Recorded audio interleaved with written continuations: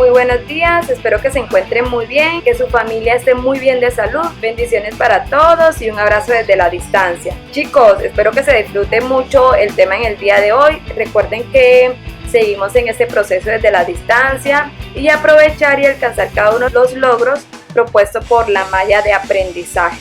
Entonces disfrútenselo mucho y recuerden tener el cuaderno para hacer sus respectivos apuntes y así poder participar en cada uno de los encuentros que se hace por medio de la plataforma de SM vinculado en este caso con Teams.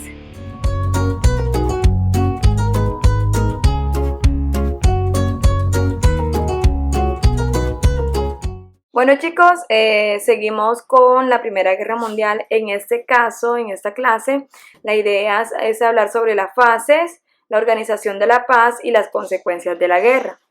Bueno, las fases de la Primera Guerra Mundial consiste en guerra de movimientos que se da en 1914, guerra de posiciones que va entre 1915 a 1916, tenemos la crisis de 1917 y el fin de la guerra en 1918. ¿Entendido? Bueno, ¿y qué es la guerra de movimientos? Pues en ese caso recibe el nombre a ciertas operaciones en 1914. Estas operaciones militares las hacen los alemanes con el fin de derrotar a Francia y aniquilar el ejército de Rusia. ¿Y en qué consiste la fase de la guerra de movimientos? Es una estrategia basada en rápidos movimientos con el fin de atacar o sorprender sus adversarios. ¿Entendidos ahí? Bueno, esta guerra de movimientos se desarrolla en dos frentes, que sería el occidental y el oriental. En el occidental, Alemania puso en práctica el plan diseñado por el general en su momento, von Schlieffen, y en ese caso lo que hace es invadir a Bélgica, violando en este momento su neutralidad. La intención era sorprender en ese caso a los franceses por el norte y llegar hasta París y en ese caso tomarlas, y de hecho lo hacen en pocas semanas. En la parte oriental lo que hacen es que los alemanes con el fin de atacar a los rusos abandonan a Francia y tratan de intervenir a los rusos. Hecho no previsto en este caso por los estrategas alemanes que menospreciaron su capacidad de movilización a los rusos, ¿sí? Ellos consideraban que no eran capaces de llegar hasta el frente oriental los rusos, de ahí cuando los sorprenden, dejando así entonces a los franceses e irse para la parte oriental.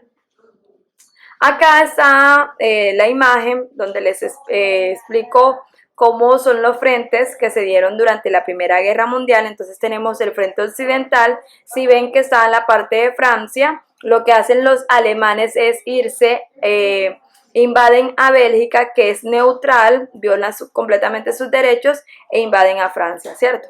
Y la parte oriental que se encuentra con Rusia, que la dejaron un poquito a un lado, pero que en este caso lo sorprendieron los rusos.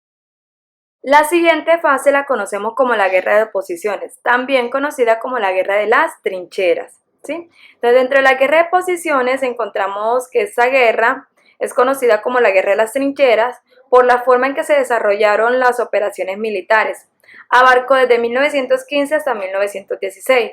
Fue consecuencia del fracaso de la guerra relámpago, iniciada por los alemanes en 1914. Entonces, para que tengan claridad algunas cositas, esa guerra de movimiento también se conoce como la guerra de relámpago y la guerra de posiciones se conoce también como la guerra de trincheras. ¿Entendido? Acá les muestro una imagen de lo que puede ser la guerra de las trincheras. Entonces, básicamente cavaban en la tierra, hacían como ciertos huecos o cuevas y desde allí comenzaban su guerra. Siempre duró bastantico, fue una guerra de desgaste. Las personas que se encontraban ahí muchas veces se encontraban con roedores, ratas, ratones, piojos, garrapatas, gusanos, etcétera, porque como quedaban personas muertas ahí, generaba todo este tipo de cosas. Lo que hace que muchos soldados se ven enfrentados a enfermedades, en ocasiones ni siquiera tenían fuego cruzado, sino que todo el tiempo estuvieron como muy quietos en las trincheras, de un momento a otro comenzaban a disparar. Entonces fue una guerra de desgaste, siempre están metidos como en esa parte del hueco, esperando a que el contrincante atacara y cuidando, pues claro, sus frentes. En ese caso, el nuevo escenario bélico abrió paso a una guerra de desgaste desarrollada especialmente en los territorios francés y belga, que produjo un elevadísimo número de bajas y arruinó la moral de los soldados. Las tropas se vieron obligadas a luchar durante meses en trincheras, en penosas condiciones. Cuando le hablo de penosas condiciones, que estaban viviendo con personas con muertos, estos muertos ya el olor, se veían con cucarachas, ratones, muchas cosas que ya pues las condiciones eran muy bajas, ¿sí? Bajo la constante acción de la artillería, rodeados de alambrados, enfangados en terrenos infectados de roedores y sometidos a las más machaconas acción de las armas automáticas y los nuevos ingenios bélicos, lanzallamas, gases, en fin. Chicos, si se dan cuenta, por lo menos acá el avión, pues todos los elementos que utilizaron en todo lo que tenga que ver con armamentos en la Primera Guerra Mundial. Entonces las condiciones no fueron muy buenas durante la guerra de trincheras o guerra de posiciones. Crisis de 1917. Bueno, con la crisis de 1917 se bajó el ánimo de todas las personas que ya estaban en la guerra, ¿sí? Ya estaban cansados de ella, habían durado mucho tiempo, era de desgaste, muchas personas habían muerto en esta guerra insensata, ¿sí? Entonces, durante esta crisis de 1917 consistió en eso, en que ya las personas estaban cansadas y sobre todo los soldados. Entonces, durante 1917 se desencadenaron protestas de soldados y mandos que se transformaron en auténticos motines que fueron duramente reprimidos. Aparte de que ya estaban cansados, ya no querían participar en la guerra, ya querían terminar eso, los gobiernos aún insistían en la guerra. El equilibrio militar de finales de 1916 y la imposibilidad de dar un fin a la guerra a corto plazo puso en dificultades a los beligerantes. Cuando yo hablo de beligerantes, chicos, son aquellos que están sometidos en la guerra. La unidad política se quebró en el seno de cada uno de las potencias involucradas en esta guerra, exigiendo en este caso una paz negociada. Pero siempre duró mucho tiempo para que se generara esto.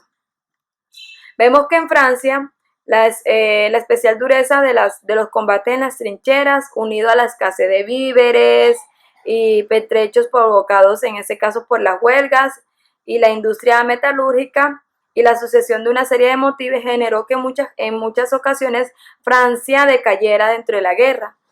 Gran Bretaña también se enfrentó a una serie de manifestaciones, en este caso por los laboristas, que se alejaron del gobierno al tiempo que sucedían numerosas huelgas. En Alemania por lo menos se libraron luchas políticas entre los partidarios que querían continuar con la lucha o con la guerra y los que querían ponerle fin a esta. En Austria-Hungría, el ejército que combatía varios frentes comenzó a dar signo de desplome, es decir, a caer por completo. A ello se unió la escasez de abastecimiento en cada una de sus ciudades.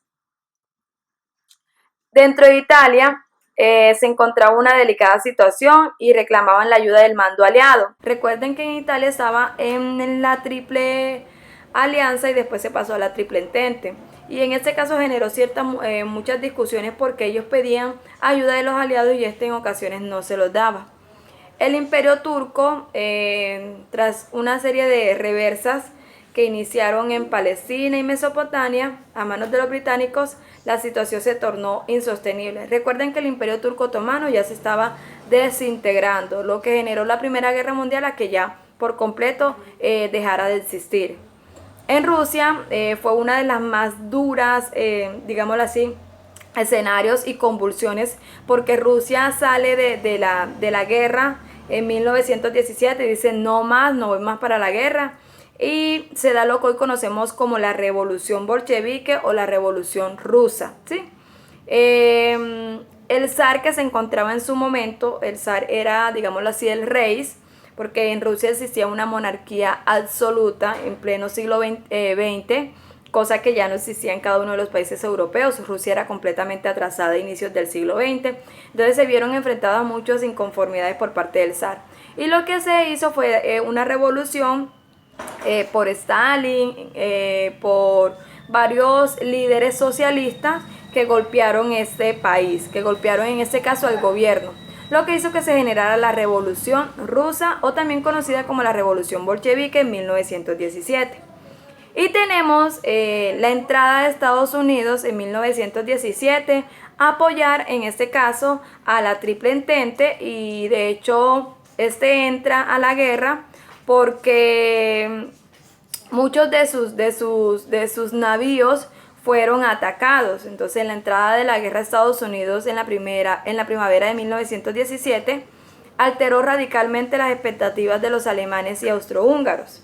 Supuso la apertura de un nuevo y la irrupción de una potencia extraordinaria, en este caso formidable peso económico, demográfico y militar, que inclinó la balanza hacia la Triple Entente, chicos. Es decir que, y en este caso, si la Triple Entente iba perdiendo la guerra y entra a Estados Unidos, le ayuda mucho a ganarla. Organización de la paz, ¿cierto? Ya en 1918, después de que pasan toda esta crisis de 1917, y cuando se da el armisticio de Alemania, dicen no más a la guerra, y que se siente ya prácticamente perdido, pues se da la Organización de la Paz. Entonces la Conferencia de París se inició en enero de 1919 con el concurso de las delegaciones de los 27 países vencedores de la guerra. Es decir, que aquellos que perdieron la guerra no participaron en esa conferencia. No fueron convocados los vencidos.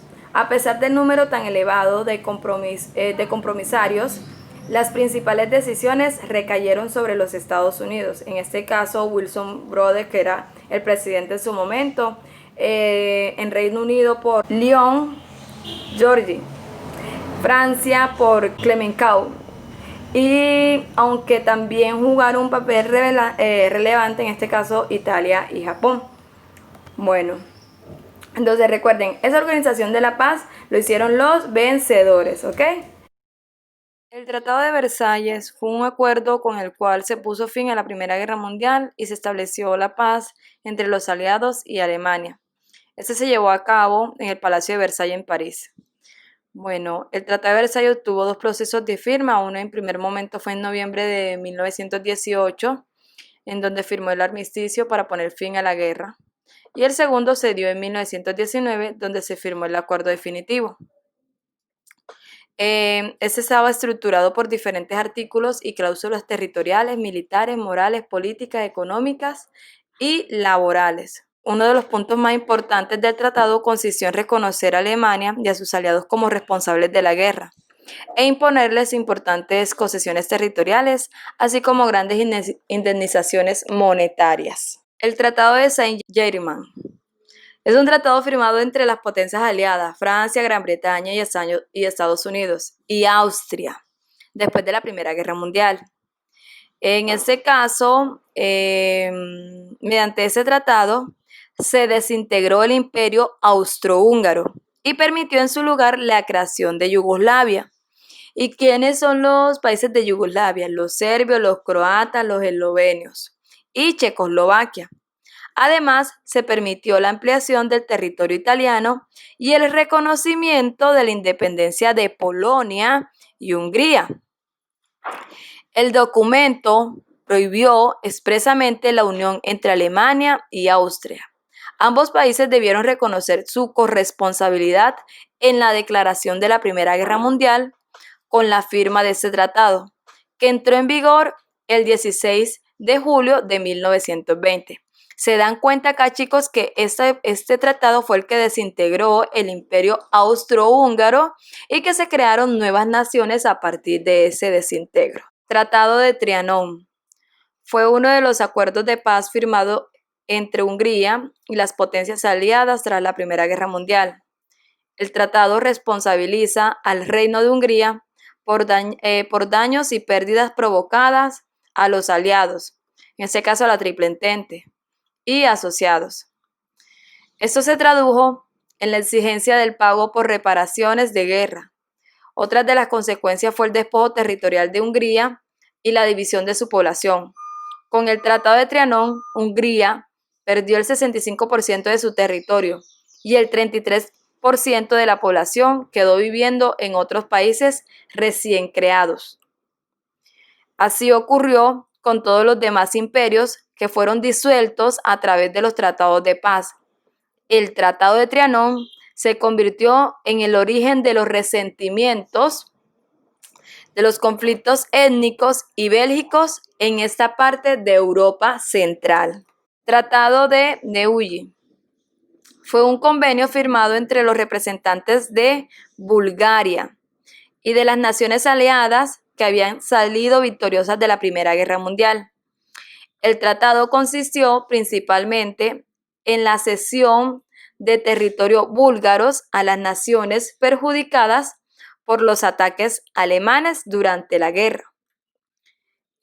Bulgaria formó parte del conflicto tras haberse aliado con Alemania, y al final de la guerra los países victoriosos tuvieron poco interés en mostrar condescendencia con los aliados de Alemania. Esto significó la pérdida importante de tierras búlgaras, incluyendo territorio contiguo al mar Egeo. Debe quedarles claro, chicos, que cada uno de los tratados que se dan en el Acuerdo de París en 1919, los tratados de paz, van en beneficio de los que fueron victoriosos en la guerra. Aunque ellos tuvieron participación activa de la guerra, a ellos no se les atribuyó ningún tipo de responsabilidad, solo aquellos que eran aliados de Alemania, lo cual fue muy injusto. Tratado de Sèvres. Bueno, el Tratado de Sèvres fue un tratado de paz que, a pesar de haberse firmado al terminar la Primera Guerra Mundial, no llegó a ratificarse entre las partes asignadas. El mismo nombre, ese caso se llama Sèvres, por la ciudad francesa. Aquí se reunieron los países aliados ganadores de la Primera Guerra Mundial. Bueno, en el Tratado de Sèvres, este acuerdo tenía como contraparte al Imperio Otomano. A través de la firma del acuerdo en cuestión, se buscaba la repartición de dicho territorio entre los países ganadores de la Primera Contienda Mundial.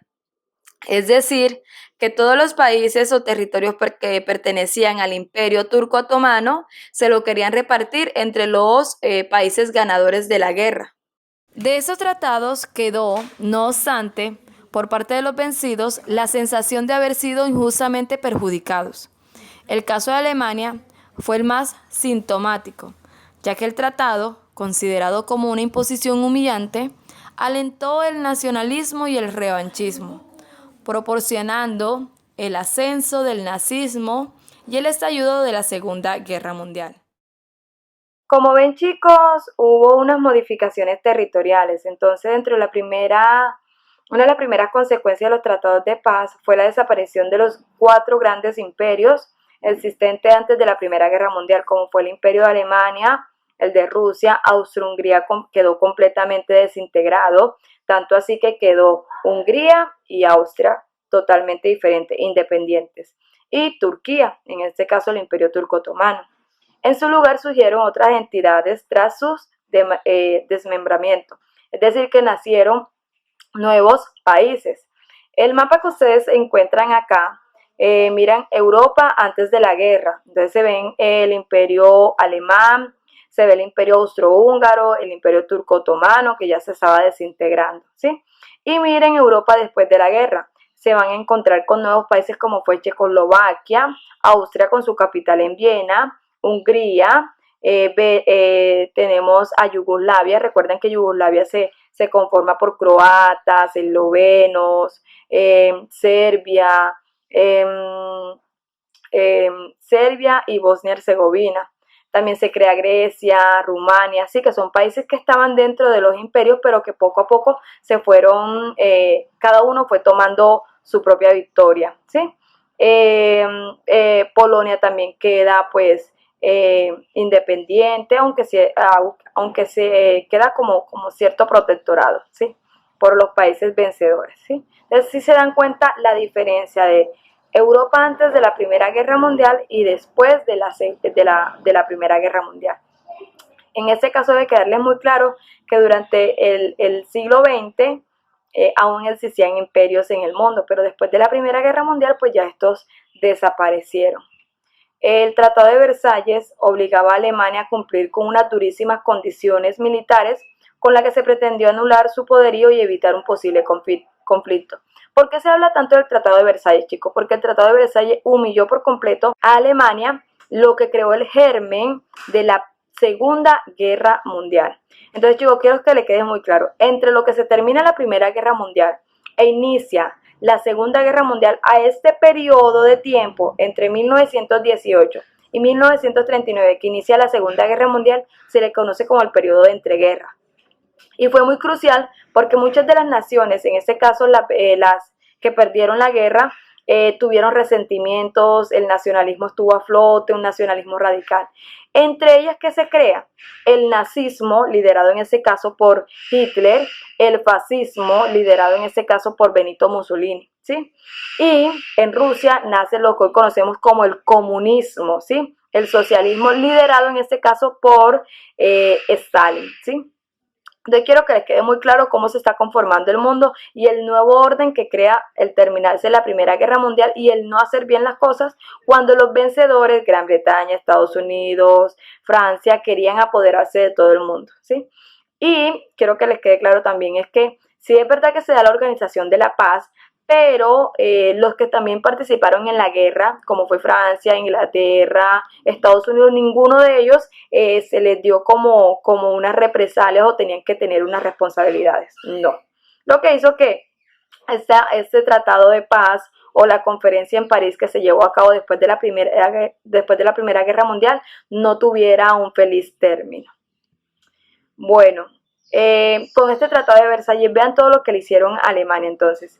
Se le prohibió el servicio militar obligatorio, su ejército quedó reducido a 100.000 hombres, sin artillería ni aviación, quedó suprimida la fabricación y uso de armamento pesado, la totalidad de su flota de guerra pasó a los vencedores y de territorio, ¿se acuerdan cuando les hablaba de Alsacia y Lorena? Pasó a los franceses.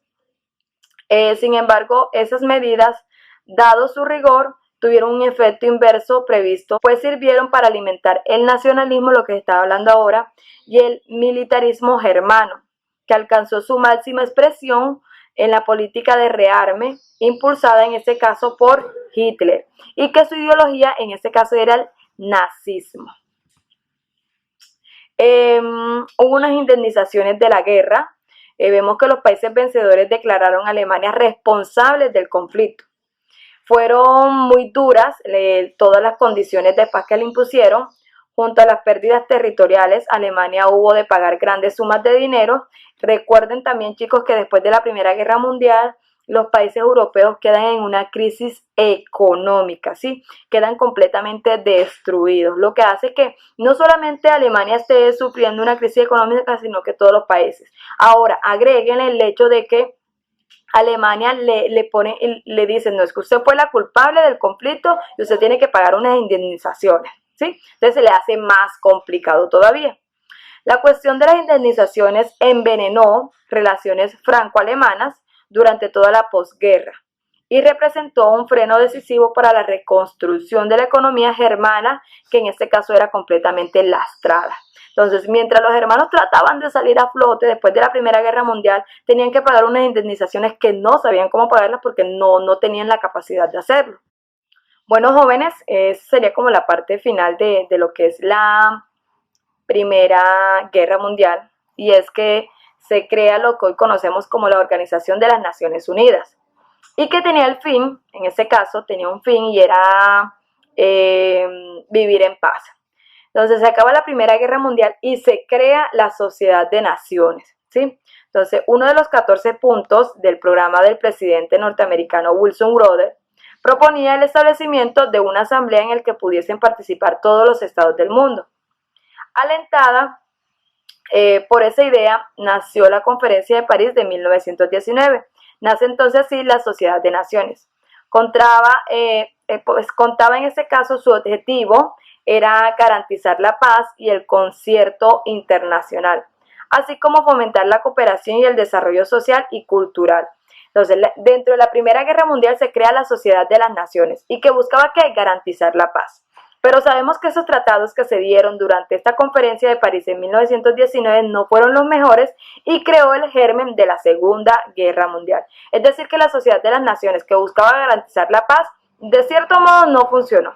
Sí, entonces se viene la Segunda Guerra Mundial, se acaba la Segunda Guerra Mundial y se crea, es así entonces lo que hoy conocemos como la Organización de las Naciones Unidas. ¿Entendido, chicos?